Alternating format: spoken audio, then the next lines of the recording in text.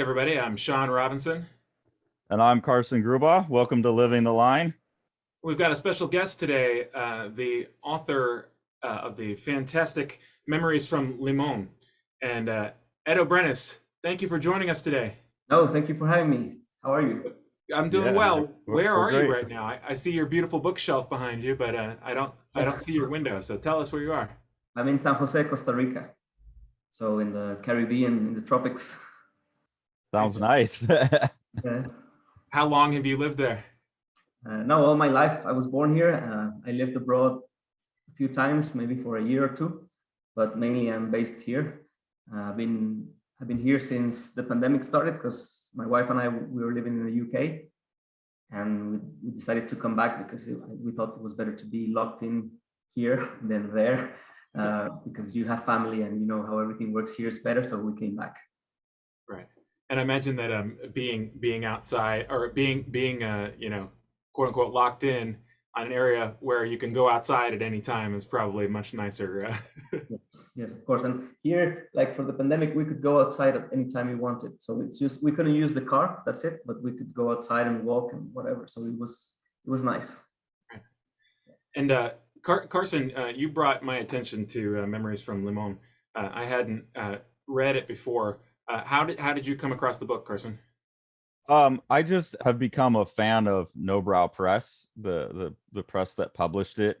So I pretty much order if Nobrow Press has a new book come out, I'm like, yeah, I'm gonna order that because they have really like consistently high quality books. So I did that and did a little short review of it, and that got us in contact with Edo. But I read it and I thought this is really great. It's the kind of quality that I'm used to from them. The cartooning in it's fantastic, and there was a lot of like complexity to it and things where it was like I didn't know, like it seemed mostly realistic, but there's things that seemed maybe fictional to it, and I like that whole kind of ride for me was really interesting. And when Edo said said he was willing to talk, I was like, oh yeah, this is going to be awesome. So Sean, you better go read this book.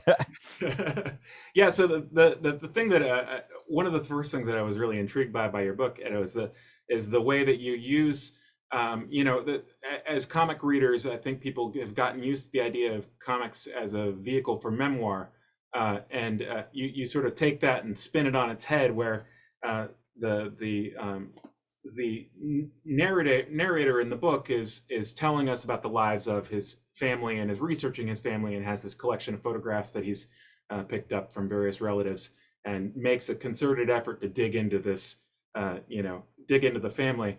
And the fact that you have told a fictional story using all of these sort of narrative devices that have sort of built up over time of the memoir comic is really fascinating, and especially how you it seems self-consciously you use the visual tools. Like there's a scene where early on where he's setting up a recorder and he's trying to put a lapel mic on the relative, and then going to take the photo, and nobody wants to tell the story anymore because there's a camera out. So I mean, have you done documentation of this type in your real life and in your family?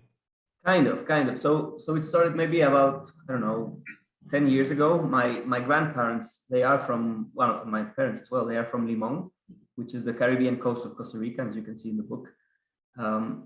And both of their families, they lived at the same time in Limón. So my mother's, they are originally from there, but my father's parents, they migrated to Limón for 15 years and then went back. So they knew each other in those days. So anytime there's like a big party, and we have those every 15 days here, so everybody gets together and they start talking about Limón. So I started to write the stories they would tell. And I said, one day I want to write a book about this. But what I found out is that they always talk about the same 10 stories over and over and over. So I started to dig in and I started to ask specific questions to get them to tell me other stories. And I used all the things they said to write my first graphic novel, which was only published, well, it's not published in English, but it's also a fictional story. But all the different stories that they told me give the setting and make it feel real. So I kept on doing that for this book as well. And for example, the stories that they tell the main character, the memories. I would say I think there are 8, maybe 3 are true. Another 2 are like a mix of various ones, and the other 2 are I made them up.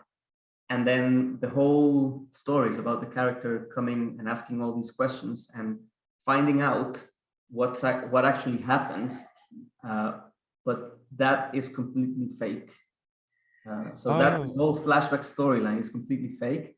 And the reason I did it is because, as you said now, like there's this like type of graphic novel which is a memoir, and I think it's been done a lot now. So I was reading and catching up, and I was reading, okay, another memoir, and I started to feel like they were all repetitive and telling the same thing, right? And I said, okay, no, I want to do something like this, but that I want the reader to think it's true, like, and nobody so far has thought it's fiction. Everybody thinks it's true. So I think I did it. I managed to do it. So I had the ending first, and I knew what I wanted to tell, and I knew the big secret, which I'm not going to talk about. So you can read the book, and then I started working backwards and see how I could get all these things. And what's difficult is the photographs are based on real photographs. So I have 1,400 photographs of those days. And what's difficult is I had to put them in some order that could match the fake stories that I was writing. So it was really, really hard to do all that job. And I had scanned them all, and I was looking at the albums. Okay, this one, I said, oh, this one works, but I already used it in this other. So it's like 70 to 80% are true. And then the other 20-25% of the photographs I made up so that they would be specific to the story that I needed. So, okay. Like, let me tell you, like, I already like this book, but I like this book. Like, this is what I hoped the book was. But at some point you did such a good job. I was like, well, it's just a memoir. And like I got about a third of the way in, and the first third of my reading experience, I thought this was fictional. And then a third of the way in, I went, no. And I went back to page 1, and I said, no, they're calling him Edo, so this is actually entirely memoir. And then I was like, man, that's kind of a bummer, because I liked it when I thought it was. That's not the name. I think you misread. Yeah, no. Did I misread it? You misread the character's name, but the thing that makes you doubt is because the wife's name is the same as my wife. And exactly. Yes, that's what it was. That's what it was. And so I thought, okay, like, damn it, this is like a real thing. But I was convinced it was fiction. And then I kind of got like halfway through the book, I was like, okay, it's just a memoir. But I was so fascinated with this idea of like making up a story based on these photographs. And so to hear that that's actually what it really is, I'm like, I mean, a book I already liked, like, you've just jumped it up so much more for me, because that like elevates you as a writer so far in my mind, that you all of these scenarios and dialogue, and like the moment you're talking about with pinning the camera, Sean, and like the characters quit talking and all of that stuff. Like that's just really amazing. That the camera thing is not true, but it's what I think would happen if I did put a camera to my grandparents. Right. And that's so we should say that there's an early scene where the relatives being interviewed are the narrator is preparing to interview them, and he's sort of peppering in these questions as he's talking, and they're very, very loquacious. They're going on and on about this bicycle club, this fascinating thing where all of the girls on the island who have gotten bicycles are going to be in this club together. And it's like a large social club, and you can just imagine them all en masse traveling across the island on their bicycles. And it's just this beautiful story. And by the time that he's actually prepared and gotten a little, gotten everything set up, and he's like, okay, so tell me about the bicycles. And they're like, well, yeah, there were a lot of them. There were a lot of bicycles, like it just takes everything down, and you pepper so many of these types of details into the beginning about the mechanics of the story. So we should say that, like, not only are we seeing these photographs as a big narrative element throughout the story, we see sometimes a full page spread, and other times just these little segments of them. But we also have all of these sort of mechanics of interview, where the conversation is recorded in different kinds of ways, or you see someone taking notes, or you see someone browsing the book of photographs as we are seeing the photographs. And so I felt like you seem very aware in a very artful way about the sort of mechanics of how people tell stories. That's not really a question, I suppose. Yeah, no, but I can comment on that, and I think it's because I've talked to a lot of people trying to see what they have to say and maybe incorporate that. Not only my family from Limón, but other people. Like I talk a lot to my barber. He's telling me stories about his neighborhood, and I'm digging in more or deeper.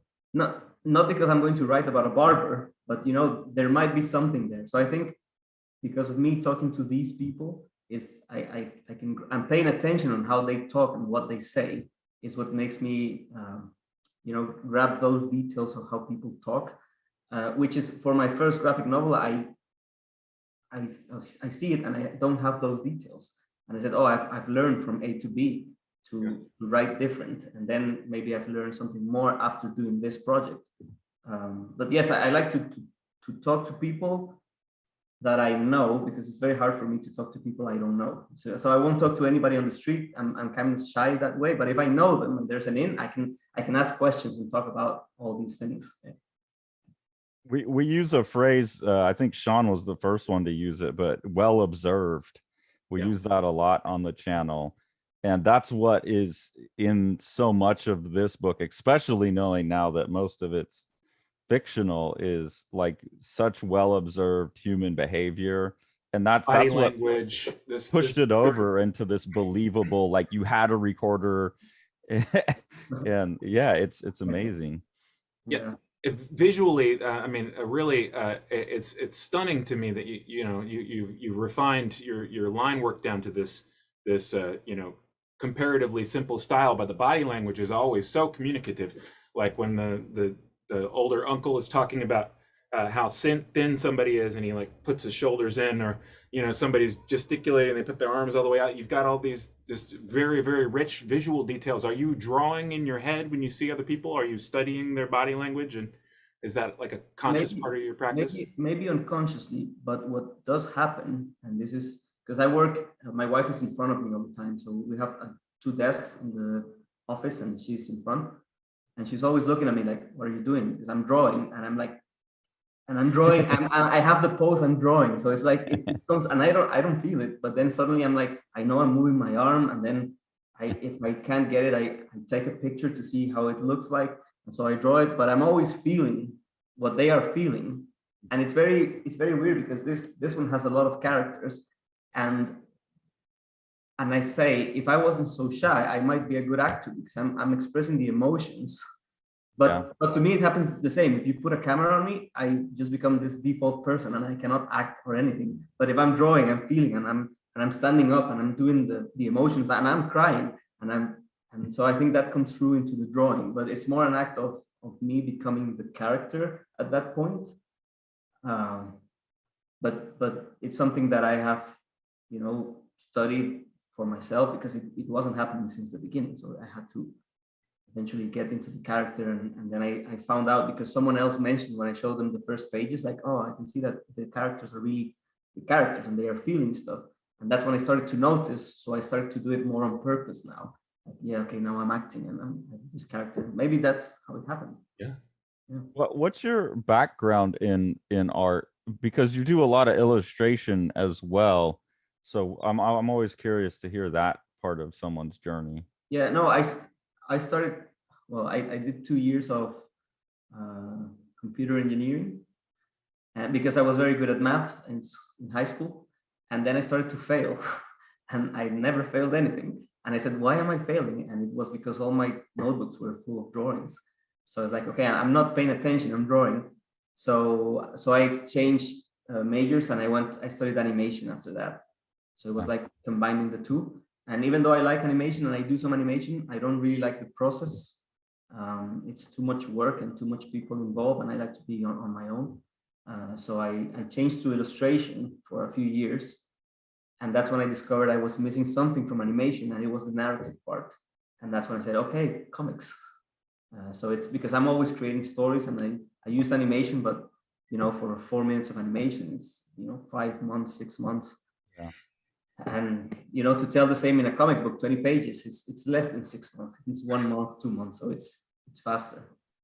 Yeah, and you have that really clean line. Like I was kind of, I like there's some precedents I can see for your style, but your style you really have your own thing going on too.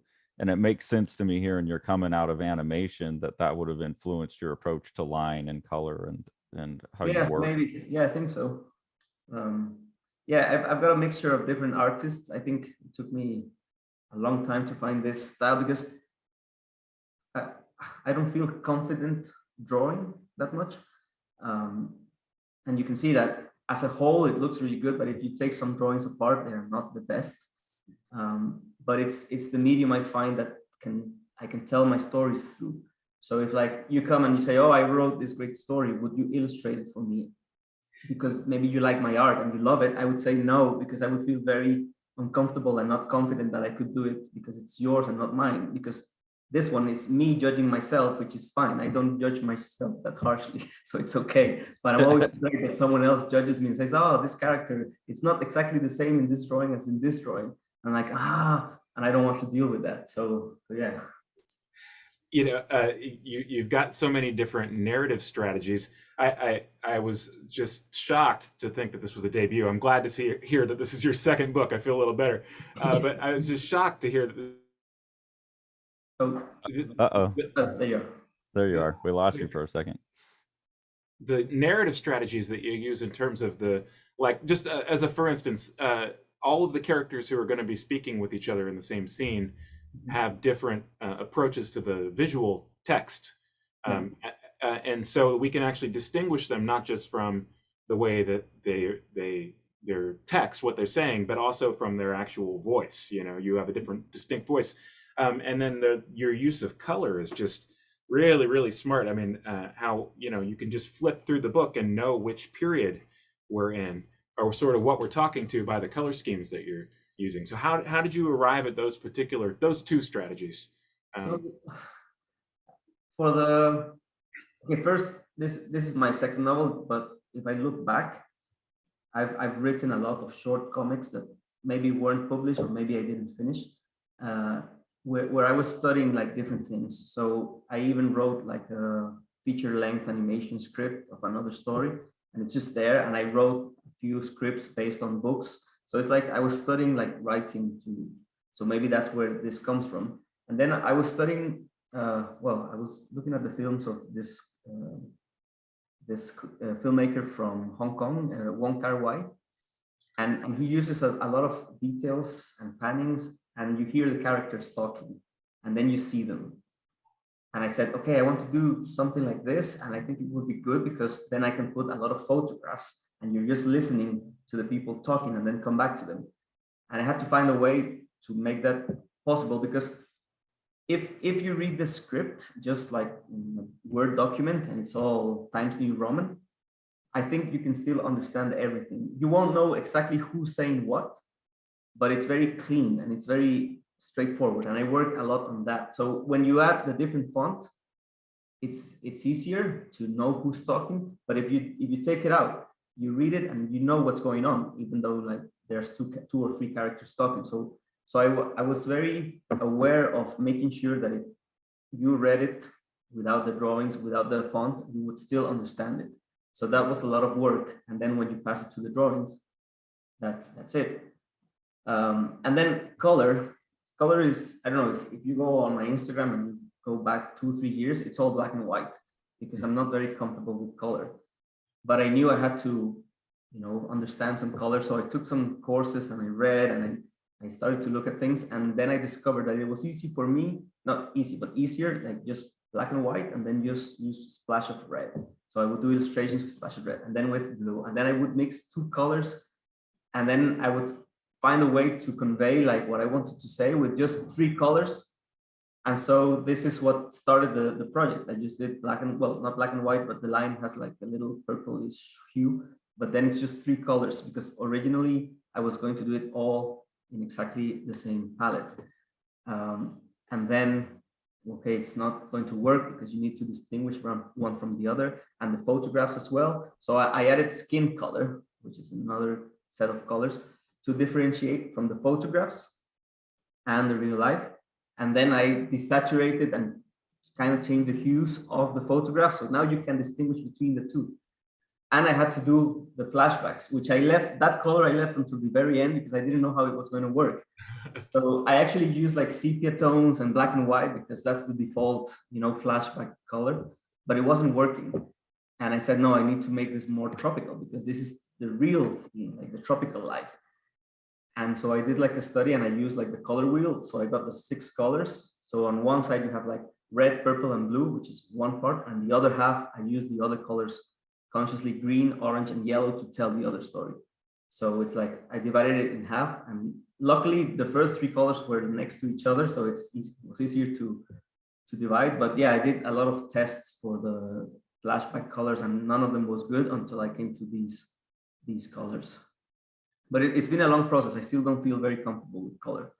Like if you ask me to do like a full illustration, full color, I would say, no, I use a lot of white space and all that, trying to seem like, oh, this guy's very good. But it's actually because I don't know how to use color, like in the grand scheme of things. I don't know. I'm gonna call BS on that because I have your website pulled up with some full color illustrations and they're beautiful. I mean, I know it's a limited palette. It's only 3 colors per illustration, maybe 4. But that's almost more sophisticated than having a full. I mean, there's something about that it looks like there's a ton of colors on there. That's because after this book, I added skin color, and that makes it look different. Well, it's very sophisticated. So yeah. I that's one of the things I loved about the book was I thought the colors very sophisticated. I have to tell you, I have had a similar experience of feeling like there's something about full color that it's almost like it's intimidating to have a full range of choice, right? And I definitely have had that experience of like the things that end up coming out the best are the ones where you've only got 2 tubes of paint, or there's some sort of exterior limitation. What's what was just really impressive to me is that you've turned these these things into pluses across the board. It seems like having an overview of a graphic novel like that is one of the things where people sort of fall down in a long form work, like being able to think about the global perspective while you're drawing the page by page. Because of course, if you just think about the global perspective, you're the nutcase on the bus with the 14-inch notebook that you've scribbled description of your 5,000-page epic, right? But then the other side of that coin is if you're you just want to draw what you want to draw and nothing connects to the other page, and it seems like you've got a real mastery of the sort of global perspective of that. Where do you? I think it's. I study a lot of narrative. So I read a lot, I read comic books, I watch a lot of films, I watch a lot of Netflix shows. And what happens to me is that the next day, I don't remember what anything was about. And I've been having a lot of doubts, like, am I going like, Alzheimer or going insane or something?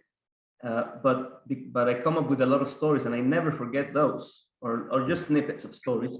And I was paying attention, and what happens is like I'm watching something and then I'm just thinking about that thing for a while, and then I come back into the plot and say, okay, and you can follow it, but that makes it that the next day I don't remember what it was about. So I think unconsciously I'm always studying what I'm looking at, and I think to me narrative is the most important part of what I do. And I've trained a lot maybe to get to the drawing style that I like, that I can stand behind, but to me it's about narrative mostly. So I think that's something I've done consciously and unconsciously. So yeah, I'm reading comic books and then I say, oh, this, and I get to the bottom of the page and say, what? I don't know what I've just read. And so it's like I have to go back because it triggers something, and I'm thinking of, oh, this is the way they did it. They are asking this character to do this, and then okay, and I get to the bottom and I know how the page was structured, but I don't know what they said. So I have to go back and analyze and read it again. So reading for me, I liked reading, but it's tough to go back every 2 pages and have to read again. But that's how it works.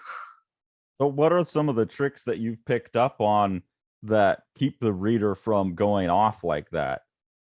What do you think are some effective strategies for keeping people on track?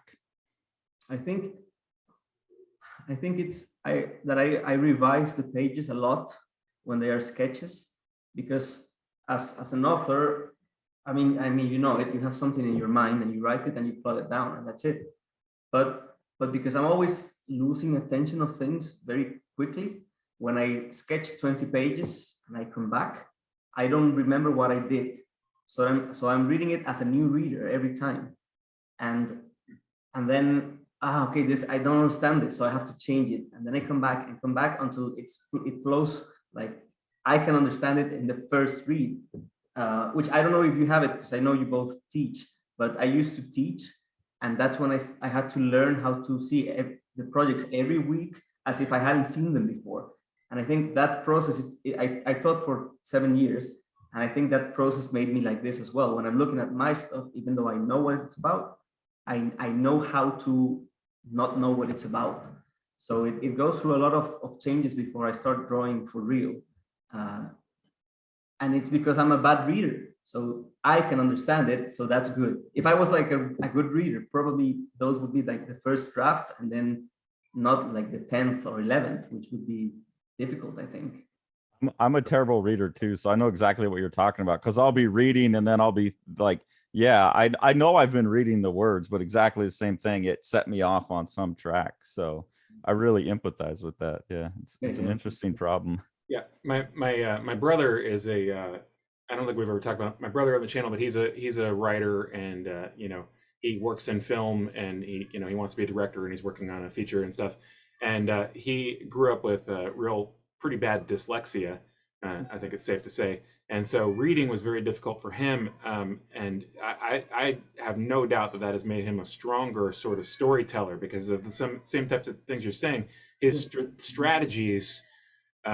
He has sort of strategies for streamlining a story in a way that, when he writes a script, it's almost like everything is always going to the funnel, it's always traveling towards the destination. Whereas I think like some of us who have read maybe where the words themselves are sort of the pleasure, you can kind of get distracted by it, right? Same thing with like drawing. If you have a tremendous amount of facility in drawing, you might sort of, be somebody who really just enjoys the pleasure of the experience of making it, and you don't actually get the story right, you don't get the shaping right, Yeah, and I think because I enjoy most the structure than the drawing. When I have to draw, it's like, now I have to draw. I'm not waiting to get to the drawing part like most graphic novel artists they want to draw. To me, it's like, okay, now I have to draw. But to me, it's most about thinking about the dialogues. But I've learned a few things which are really cool, and I think you can get them you can see them in this book. Maybe in my next book, they're even better, about conversations and how they are not what they seem. So like normally you would say like, character enters, hello, how are you? Do you want to go here? Yes, let's go. And it's not like that. It's like you would come in and say hello, and the other character says, have you seen this? And he shows something, and the first character says, well, no, I haven't seen it, but do you want to go to the movies? And he says, no, but look, it tells, and they start talking about different things, and then they come back together to the same thing. Yeah, and once I discovered that from paying attention, it's like I use it sometimes. Like my editor has said, oh no, this is too much. Okay, I have to come back. But things like that, when you pay attention, makes I think the reading better. And I think writers that you like a lot, they use these things that you like, and then you start to absorb them as well. So maybe I noticed in real life, or maybe I noticed because I was reading, I don't know, Chris Ware, he's doing it like this all the time, or I don't know where it comes from, but I figured it out and said, okay, I'm going to use this. And then there are other tricks that you start using, and yeah. Yeah, the interrupting is something that I noticed. I'm tempted to interrupt in order to interject this, But yeah, the interrupting was a really exciting for me to read. I kind of flagged that in my head. The other thing I saw in the dialogue that you almost never see in a work of fiction is people just being wrong about something. So you have a few instances of a story being told multiple times, and someone is attempting to get to, one person cares, and everybody else is kind of like, oh, well, maybe it happened that way. And then they're on to the other thing that they care about, right? And then later somebody else is like, oh, no, that happened that way. You're wrong about that. But then they're on to something else, right? And you have a few instances of that in the book. And it's one of those things where it almost never appears in fiction. It seems like it's something that it's like all over the place in real life, right? Nobody knows, my kids are going to talk about like, oh, do you remember when, your dad got his appendix out? And they're like, oh, no, he didn't get his appendix out. He had a gallbladder thing. It's going to be like, because they weren't there. They're not part of the experience, right? So is that another example of just something that you've picked up from observing, or? Yeah, I think it happens a lot with my mother. So she's always telling a story, and it's like, that's not how it happened. Because she wants to tell like something funny, but I'm paying attention to the conversation. So when I remember it, I think I remember it correctly. And I said, and it's so bad the way you remember it that the punchline is off. So I tell her how it's supposed to go, and she's like, oh yeah. But I think on my first comic book, it was like a 24-page comic book. It was called Mr. Bunny, and it's about this kid who has whose father is a rabbit, and he wants to tell everyone, and nobody believes him, and it's very traumatic for him because he has to go through things in school. He loses friends and all stuff, and his sister is like, you don't have to tell anybody. You're an idiot, and it marks him, and at the end he's telling this as a memory, and he said, oh, I found this, and I asked my sister, do you remember that day? And the sister says, no, what are you talking about? So it's like something that was important for somebody, it wasn't important for the other one. So people remember things very differently depending on what they're feeling. Yeah. And that's something that I noticed from my parents talking, and they are saying one thing, the other, I think it's the rest. But yeah, so I try to use that a lot, and also people lying, so I have this idea of in the future making a book about the banana plantations in Costa Rica, where they talk about in that book, and the guy that loses the virginity to the girl in the river, I'm going to put him there, but he's not going to lose his virginity. He's lying. He sees her naked, but he's never going to lose the virginity in real life. So it's like, I want this in my mind. That's fake. I mean, he's saying it because, oh, that girl was very pretty and I lost my virginity to her, and in real life it didn't happen that way. So yeah, play with those things. So is the book that you're saying that hasn't been translated, is this book related to that? Are there characters that cross over? Because you're talking about having a character from here cross over into another book. Are you building like a world through this fiction? A world, definitely. The other book, I have it here, and it's very early, so it's called, well, in English it was called Lobster Paradise, and this was done in pencil. So it's about 3 characters, also in Limón, but in the 1940s, so in the time that they are talking about. And though they are not any of those characters, in the photographs, you can see these characters like in the background and even in the flashbacks. So they knew each other, and they are walking together. And I mean, let's see, if you have the book there's a part where the brother gives him food in the front of the post office where he works, and they're sitting together, and 3 characters walk in front. You know what page that's? I have the book. I would have to see what page. So that's fascinating, because one of the books that this reminded me of is Gilbert Hernandez's Palomar stories, how he continues to grow this family as they span out and they interrelate, and knowing that there's kind of this growth aspect to what you're doing is really fascinating as well. Okay. And then knowing that it is fictional, but it feels so real. That actually feels like the next step up from what he was doing, now that I understand that.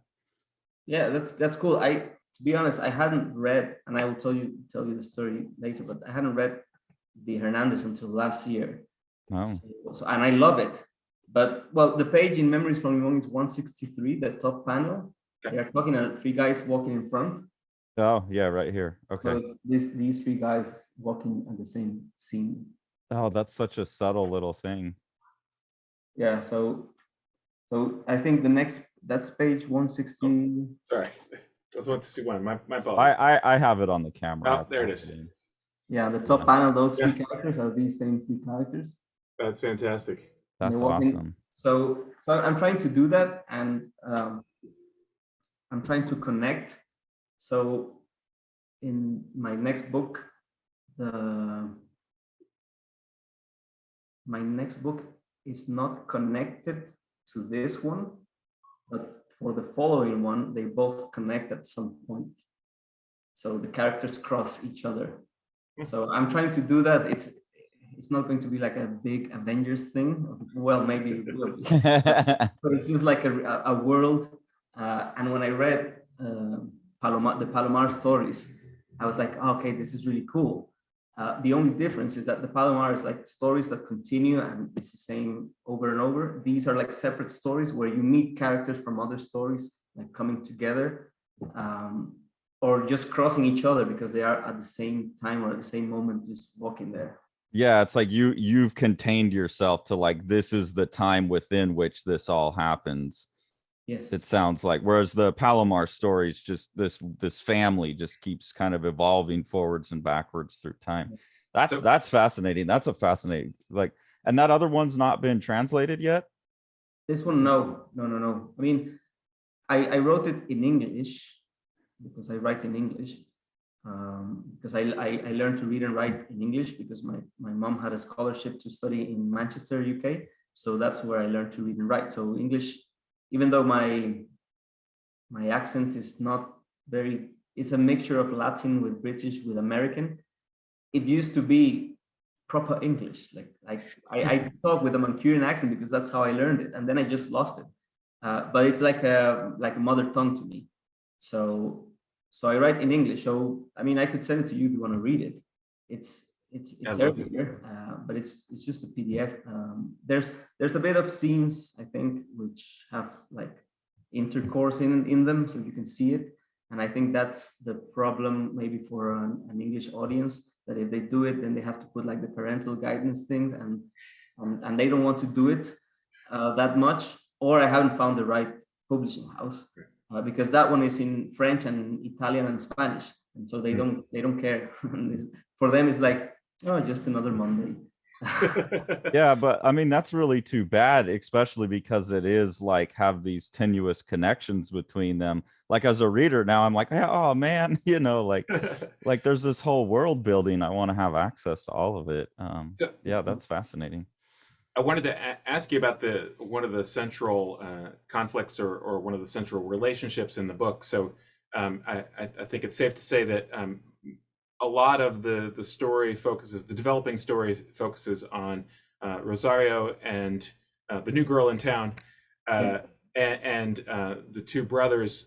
Is it Virgilio? Is that how you say it? Virgilio. Yeah. Virgilio and Osvaldo. Yes. And they have a very intense relationship, these three characters with each other. And the two brothers, from the very beginning, I mean, you do a really like a masterful job of characterizing them through their actions, and it's an interesting tension between some of the things that happen and some of the things that you learn later, and sort of our first impressions of the character. Because you said that you're fairly shy. I was wondering if you see yourself in more one of those brothers than the other. You know, that they're characterized sort of against each other, almost as like mirror images, because their temperaments are so different, but they're physically almost identical. You know, I was curious. I think it's 50-50. I think I just split myself in two. Because I'm shy when it comes to like a new situation, and like in my family I tend to be like the quiet one. I just listen, and then I just come out every 20 minutes with like a sarcastic joke, and everybody laughs, and then it's just that's what I do. But when I'm with friends, I'm one of the one that talks the most because I have a lot of things to say, and And I think this allows me, you know, like I'm talking to you and I'm just talking and talking and talking. I like to talk, but I choose my situation. So I think that's my Virgilio part, where he's like fun, like talking to everyone and funny and whatever. And then the other part, which is more shy, and I don't feel comfortable in big situations where I don't know anybody. It's more like Osvaldo. So you know, when I was young, I was, from my cousins, I was the best at playing football or soccer. I was the best, but so I would, yeah, very, very good. And I would say, oh, he's really good. And we were playing together. But then I would feel bad because I was winning and they were losing. So I would let them win. So it's like, I think both, I mean, I never accounted to anything. It's not like I was a professional player, but I had some skill that they didn't have in football. And so it's like both parts of me are in those characters. And I think they speak to who I am in different situations. So you never got locked up by the police on a Saturday to make No, sure you could. but that's one of the true stories. Okay, that's a great story. That is my uncle. Yeah, that is my uncle. That's a great story. Virgilio is, we should say, you know, for people who are just watching this, is the younger of the two brothers, and he has, you know, a like almost like pyrotechnic personality. He jumps on anything immediately, and he's extremely skilled, and you know, he's admirable in so many different ways, and especially when we see him young, and you know, see all his potential. And his brother's the more reserved one, who's keeping a diary, and you know, is more inwardly turned, you know, and it sort of keeps things close to his chest. You know, he doesn't. But the friction between the two is so good. I mean, it feels like you could, you know, it could drive another book, you know. In Costa Rica, we don't get comic books. I mean, maybe now we get more, but when I started reading comic books, it was these 80s reprints of a Mexican character who was from the 40s and 50s. So it was this series about these kids and their lives. It actually reminds me a bit of Palomar and maybe Memories from Limón, now that I think about it. And I read those because those belonged to my uncle and my aunt in the 80s. And in the 90s, I would be left at my grandmother's during the holidays. Like my mom would go off to work, she would drop us there, and I would read these stories. And that's the only thing you would get, or like some Latin American strips in the supermarket or the newspaper. And then when I was 30, that's when I started to decide I wanted to do comics, but I didn't know what to do because the only thing you could get at some stands would be like Batman, Superman. And though I've read those stories and I have them, it's not what I want to write. So I was very puzzled. And that's when I took a trip to New York with my wife. And I entered this small bookstore, which didn't have much comics. But the first thing I saw was the 17 by 23 issues of Nobrow. And I saw them and I said, wow, you can write comics that are not superheroes. And that was 7 years ago. And I said, okay, great. And then I bought all the small books they had. And then in that trip, I also found Fantagraphics and Dorn Quarterly and all these other publishers that were not like mainstream or were more independent. And that changed my whole vision of what I wanted to do. And that's why I did Mr. Bunny, which was a 24-page, because I wanted to show it to Nobrow, because that was like my dream goal, because they were the first. And it was really, I was really happy when my agent said, oh, Nobrow is interested in Memories from Limón. And I was like, yes, please, yes, because like Carson, I love everything they do, like the book quality, the artists they have. And so it was kind of a dream, but I got the opportunity and said, okay, I'm going to use it. I'm going to try to make the best book I can write. And to be fair, I think it's very good because I had a lot of work with my editor, and he came back to me pointing things out that he didn't understand and he thought would be better, and that, you know, as a general audience. And I was like, okay, great. And I think my writing process evolved from these conversations with him, because he would make me see things I wasn't aware of. So this project was made with Nobrow in mind. They didn't just pick it up after it was published. No, it's they published it. The there was this contest when I was living in the UK, in Austria, I think, and the theme was bicycles.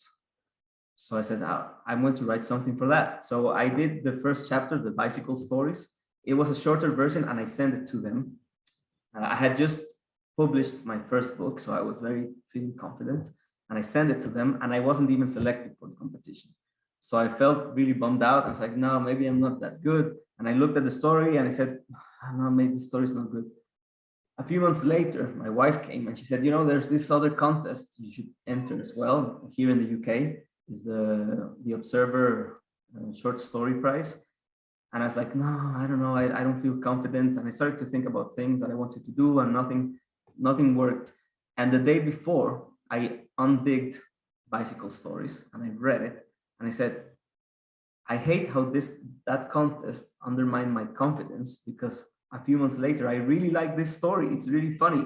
And the camera, they turn off the camera and turn on the camera, and his grandparents are like, oh no, I don't know what to say. And I said, no, I really like this.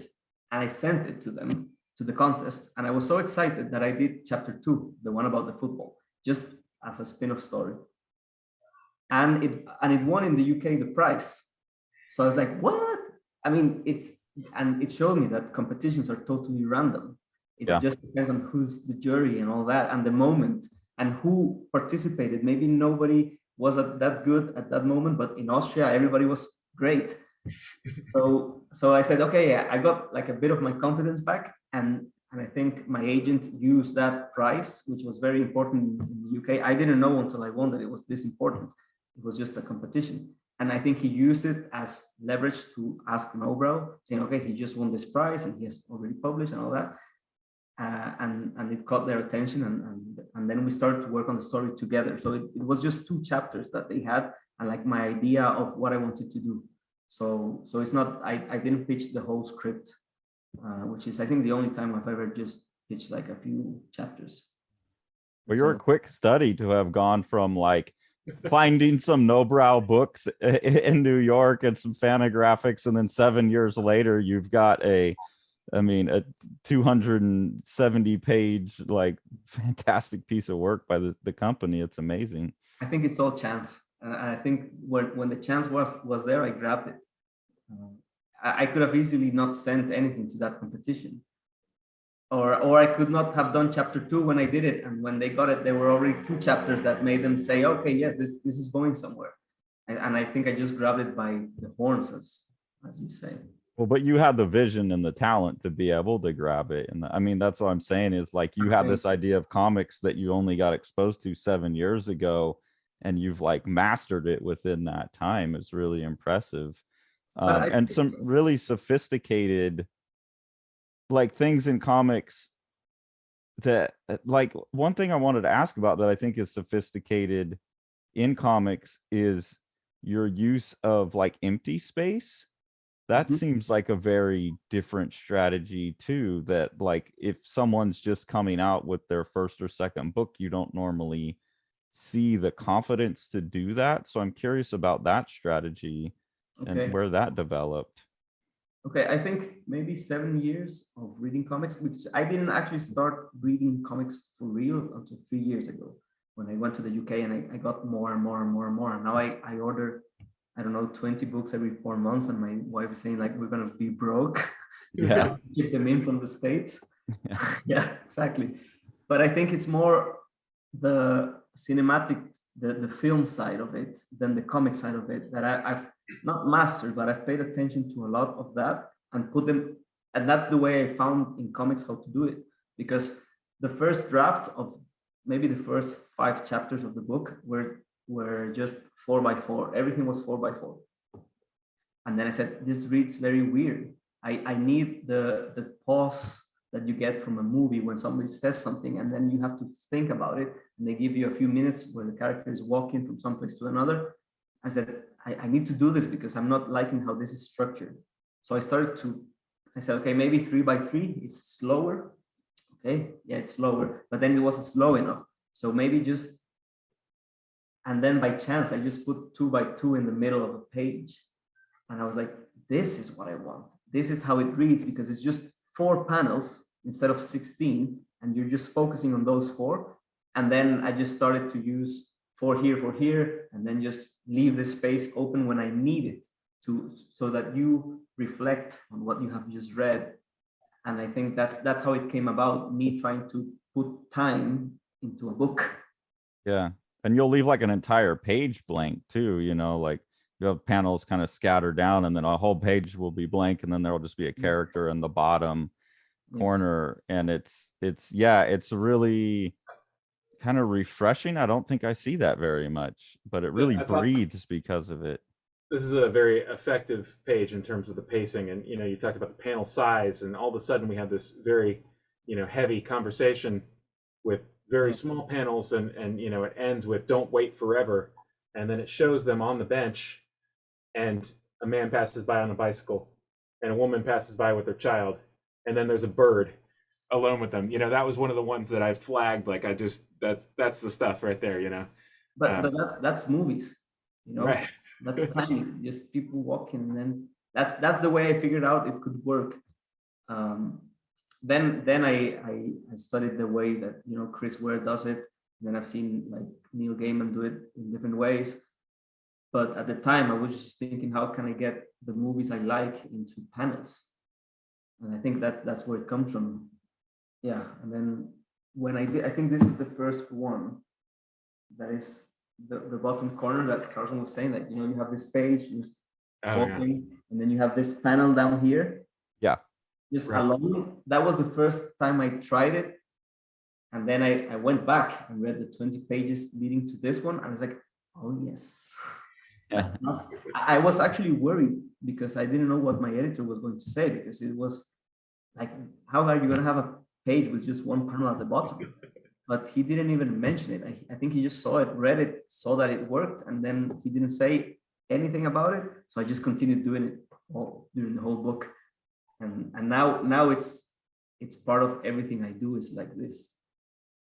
Yeah, it's so effective. And I mean, maybe it is because you developed a lot of your artistic sensibilities about structure and stuff before those exposures. Like, you're thinking about story and narrative in terms of other mediums.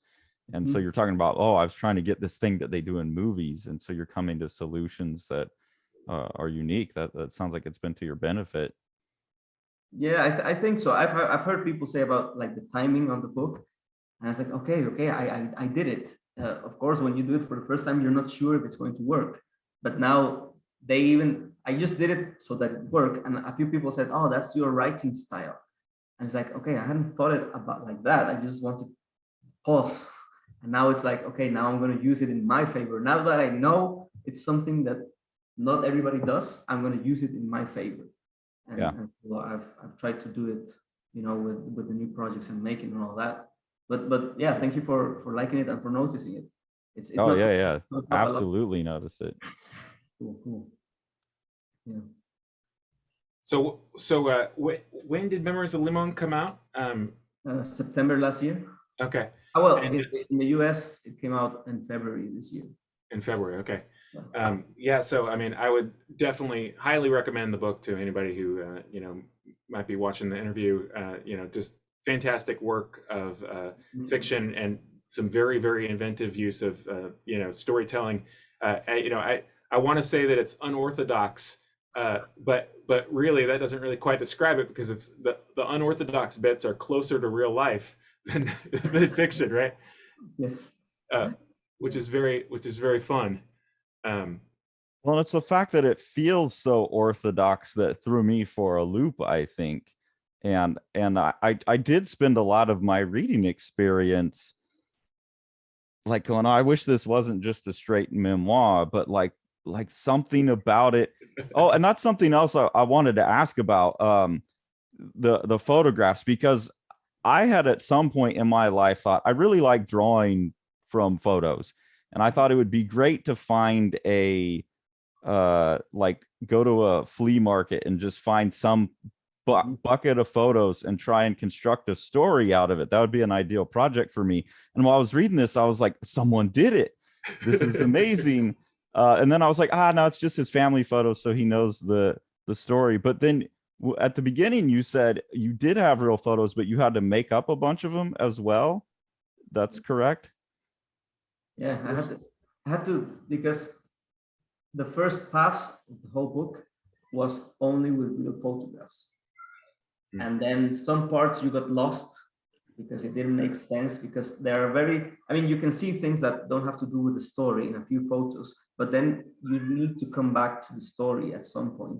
So my editor was like, I think we need to change all of these in this part here, here, and here. And then I was like, I counted. I said, okay, that's 250 new panels. I said, oh, I'm sorry, I didn't know. I said, no, that's fine. I'm just letting you know that it's going to take me a little bit of time. It's not going to be ready tomorrow. And he said, okay. And I did it, and I started to do pictures that would follow the story just in the right places. And then he would see them and he would say, okay, maybe you also need one exactly here. And so I think that was a great job of the editor to know exactly where we needed to come back to the story. Because I have two questions about that. One derives from finding out that some of them are made up. And the other one derives from me having kind of wanted to do something similar, but never gotten to it. So the first one is, how in the world did you go through and sort and organize the photos that you did have? Like, what was that curation process like? it was long. It was very long. And I scanned them and took photographs of them so I could have them digitally. And then I imported them all into Adobe Lightroom. And each one of them, I would put tags. So I would say like sisters, brothers, family, beach, and ball. And then the next one, sisters, family, city, car. And so if I needed a car, I would just type car and I would get all the pictures of the car, and then I use that one. And then sisters or brothers or family, I would put that. So that process took me a long time, but it was worth it because it made the selecting easier. You're very organized. Yeah. But that was one of the things that when I was reading, yeah. Yeah. By height. By height. Yeah. He's got, I've been looking too, bottomless belly button right back behind him, and pun. Yeah. I just got that back there. And you've got the pun stuff too. That's amazing. That's amazing. Yeah. Good taste. But that was one of the things when I was reading it, and when I started to think maybe it was actual memoir, I was like, this is such a fun project though. Like, it must have been so fun to organize and all of that I still enjoyed that organizational aspect, and seeing that in the book was really fun. It was fun, but long. I mean, I've been looking at these photographs for a long time. So there's my mother's father. He took photographs and video of family life and trips, as you would do. My father's father, he was more analytical, and he would take things of photos of architecture and historical events happening. The war was all his photographs. So I had like the best of both worlds in all the photographs, because I have both sides. So all my mother's parents, they're still alive, but my father's parents, they're dead. So I stole all their old photo albums when he died from their house to save them, and I have them stored there because I knew I wanted to do something with photographs one day. So I've had them for 5 years, 6 years. And it's something I really enjoy. I like looking at old photographs, even when I go to like a thrift shop or a flea market and I see them. I also thought about buying them to have them, but then I said, no, this would break me because they're expensive for 10, and you have to pay sometimes $20. It's like, I don't know, I have my own, so I kept just with my own. Yeah. But it was fun. It was fun to look at them, and have been looking at them for years. And some places I would say, I saw that photo in one of those albums. So I know it's there, and I have to look for it. And yeah. And I was impressed with that you have photos, but you're very easily fitting them into your style, like cartooning them down. And then to find out that you made 250 some odd new ones, that's really impressive to me too, because I don't think I could go through the book and say, based on like composition and stuff, like those are the made up ones, they feel too well composed, and these are the ones that just look like snapshots. So like, how did you solve the compositional problem of okay, I got to make up a photograph, but it's got to be believable, like snapshots. Like it can't be too Yeah, nice or something. yeah, I know what you mean. And I did a very extensive research online. So I would need three characters doing something. I would look for an old photograph taken that way. And then I would look at mine and see which background would be better with that, and then just put them together so that it didn't feel like the rest of the book, which it is more posed, you know. Yeah. So it was hard, and it took me like 2 or 3 weeks to finish those 250. But Only 2 or 3 weeks to do 200 amazing fake photographs. no, but they're based on something, so you don't have to think that much. You're just putting them together and say, oh, that pose of that character. Or some I would take pictures of myself, but actual pictures, so that it looked more natural, so that the angle is not front or 3/4, but like a really weird angle that you only get from a snapshot. Yeah. That it's a great example of the attention to detail that is present in the entire book. You know, that even down to how the people who are talking about the photographs are always naturalistic in their movements and their body language and stuff, but the photographs, as you say, are oftentimes awkward half moments or overly posed and stiff. It's a great contrast between the people talking about it and the target. But, you know, and I hadn't thought of this, but I think it all comes together when the digital cameras started to come out, and mobile phones with cameras. I started to get fed up with people saying, "How did I come out? Oh, let's take it again. Let's take it again," until everybody was perfect. So I started to, like, there's a picture and everybody 1, 2. I would be like in the middle of an action in all the photographs, and they say, "Ah, Edo, he came out wrong. Let's take it again." And I would be in the same pose. And I think that comes through to the photographs, because when you look at the photographs of when I was growing up, somebody was looking the other way, and so yeah, I think, yeah. Now that you mentioned it, it comes maybe from there. Yeah, I Fantastic. mean that's what I'm saying is each one feels so natural, but there so many of them are also these beautiful compositions because they're not so studied, because there's someone looking over, because they're not on a rule of thirds, they're not a trained thing, and they provide a lot more variety. And I don't know, I just really, really got caught up in that aspect of the book. I think, when I was in the mind of, oh, it's just another memoir, like that part of it was just driving me so hard. It was so interesting. Yeah. So one last question that we're going to tiptoe around a little bit, but especially now that I know it's fiction, it's maybe less, my reaction to the end of the book is less intense or more intense, I don't know, but there's kind of a really emotional reveal moment that the author has to deal with. The narrator, Yeah, the narrator has to deal with choosing whether, like, it's like the keystone that puts the whole story together in terms of giving it an ending that justifies, because otherwise, like, my criticism of the book was I thought it was straight memoir at some point, and I thought, yeah, these are all like nice stories, but it isn't. I said it's not Mouse. It's not like, hey, my parents lived through Auschwitz. It's like, here's some stories about my family that are funny. It's like, yeah, they're your family, you know them. But then at the end, there is like this kind of more emotionally intense moment, but it requires the narrator to potentially hurt people that he loves. And I found that like that to be a really intense moment where he's like, oh, I've got the key to the book, but and so I'm just interested to hear more about that. And is there any reality to that? Answer it or not, however you want it. No, I mean, I've heard cases of things similar, but it wasn't a secret.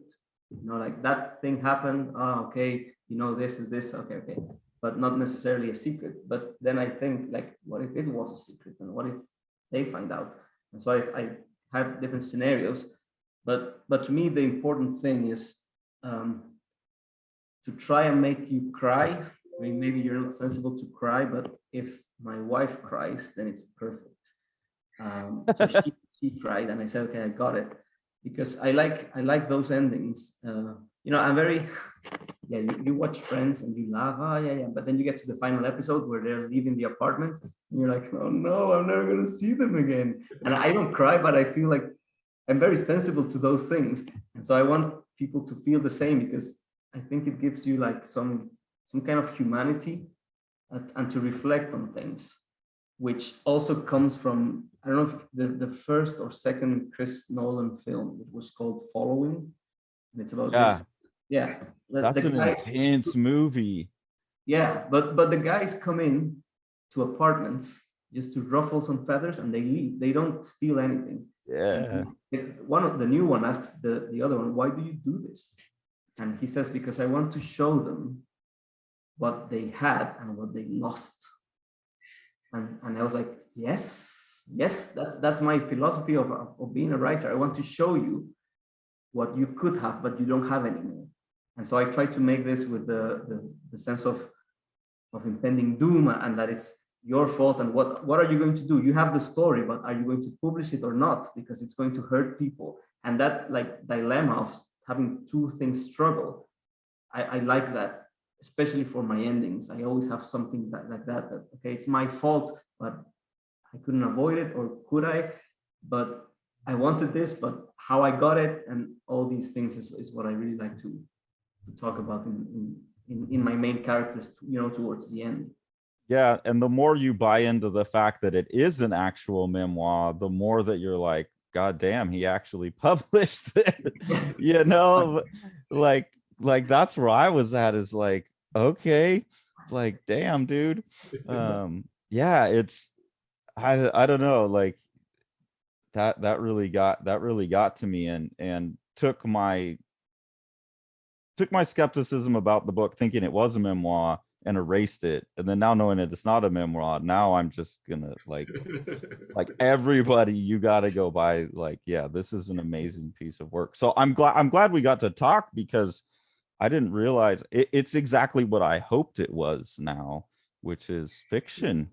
And it makes me like so excited for everything that's coming forward. And yeah, God, you gotta send us a PDF of that other work, because Yeah. Wait, Carson and I have talked about the ethics of memoir.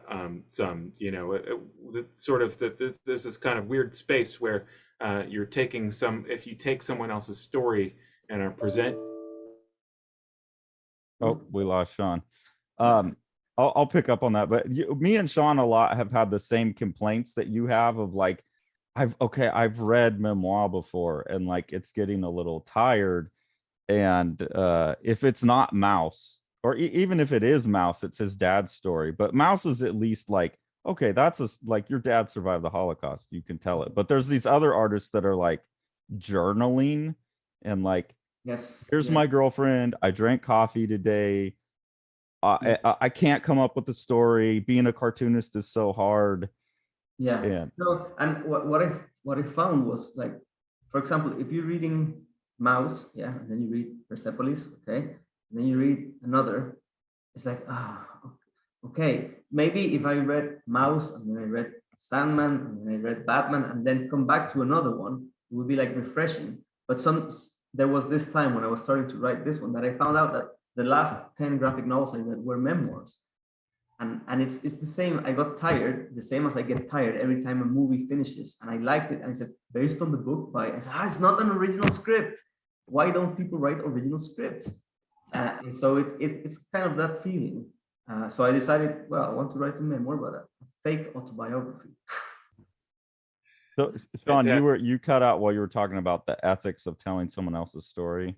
Yeah, we've just Carson and I have gone back and forth about this a few different times in a few different subjects, and one of the things that I've sort of come back to, like personally, is that when you make autobiography, there might be something satisfying in it personally for the person who makes it, but that's sort of outweighed by all the potential negative, because especially if you're a type of person who has a large family, or lots of social connections and things like that, like taking other people's lives and the detail of their lives and sort of exposing it to the light like that, when they didn't ask you to do it, is a sort of, I think, can be ethically dubious. It's maybe a kind of gray area. But it seems like the best of both worlds approach is taking the spirit of something and taking the details of something and taking the environment and the place that you clearly love and admire and taking all of it and putting into your fiction pot and stirring it around and making sure that it gets nice and cooked down, you know? To me, anyway, the best fiction is the type that is grounded in that kind of reality. And I mean, I really think that's what you've accomplished here. It's really an admirable. But I will say where I got inspired from that instead of saying where I stole it from. And I was watching Fargo, yeah, and at the beginning it says this story is inspired by true events and the real names have been changed to protect the victims or whatever. And then you watch the film and it is a real life story. And I said, okay, and I like the film, okay. But then a few years after I saw it, I saw the Coen brothers in an interview and they were saying, you know, that film is fake. I mean, we wrote a fake, real drama movie because at that time we felt that a lot of movies were doing this and they have like this specific tone that with the music and the pacing, it feels that it's all the same. So we want to do the same, but fake. And I was like, I can't believe that was fake. And so I got really excited. And that also is part of why I try to do this. Like, I want people to read it and have no doubt that it's true.